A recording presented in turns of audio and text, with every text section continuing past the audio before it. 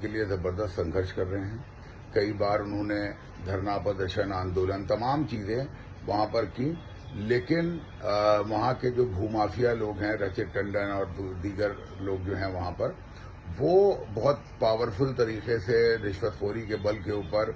वहाँ की ज़मीन पर काबिज हैं और मामलों को पेचीदा करने और 420 करने से बाज नहीं आ रहे हैं। लगातार वो लोग ऐसी चीज़ें कर रहे हैं कि जिससे जो है वो माहौल ख़राब हो। इश्तियाल अंगेज़ी वाले नारीबाजी से लेके तमाम उन्होंने वहाँ पर हथकंडे अपनाए, लेकिन मौलाना कल्बे जवाद साहब इस मामले में बहुत मजबूती के साथ खड़े हैं और ये पूरी दुनिया जानती है कि जिस चीज़ में मौलाना कल्बे जवाद साहब लड़ाई लड़ते हैं उसको अपने आखिरी दम तक लड़ते हैं और उसको जीत कर ही जो है वो उससे बात आते हैं। लिहाजा कोई ये ना सोचे कि ये मामला जो है वो अभी कुछ दिन का है या कहीं पर ख़त्म हो जाएगा। ये मामला उस करबला की ज़मीन को हासिल किए बगैर जो है वो ख़त्म होने वाला नहीं है। दूसरी चीज़ ये मैं आपको और बताऊं कि मतलब जैसे करबला अब्बास बाग के मामले में अगर देखा जाए तो कल्बे जवाद साहब के साथ एक टीम है जो जिससे मेरी जो है वो कुछ बातों पे नाराज़गी भी है और कुछ उनके तरीक़ाकार के ऊपर नाराज़गी है, लेकिन इन सब चीज़ों की बिना पर मैं करबला अब्बास बाग की ज़मीन और करबला के औकाफ के ख़िलाफ़ नहीं हूँ। लेकिन हम ये देखते हैं कि हमारे कुछ मुखालिफिन, जो ज़रूरी है कि हमसे मुखालिफत रखें, हमारे ख़िलाफ़ कुछ बयान दें, पत्रकारिता करें या जो भी करें अपने हिसाब से,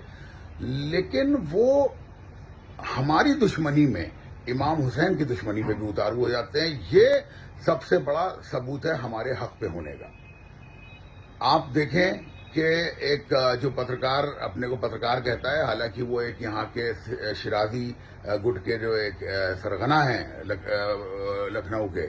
उसके पैसे पे पलने वाला एक प्यादा है जो कि ये सारी वीडियोस वगैरह डालता है। तो जो है वो उसने एक अभी बयान में कहा, उसको बुलाया जो वहाँ काबिज है आदमी,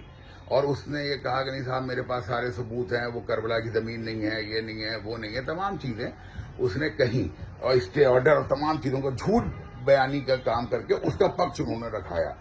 तो मेरा बस यही कहना है कि अगर आप वाकई हक पे होते और आप अगर सही तरह से मौला के चाहने वाले होते, जो कि नहीं है, क्योंकि जो आदमी भी शिराजी गुट के टुकड़ों पे पल रहा होगा वो कभी मौला का चाहने वाला तो हो ही नहीं सकता। पूरी दुनिया में ये समझ लीजिए कि अगर कहीं पर इमाम हुसैन की दुश्मनी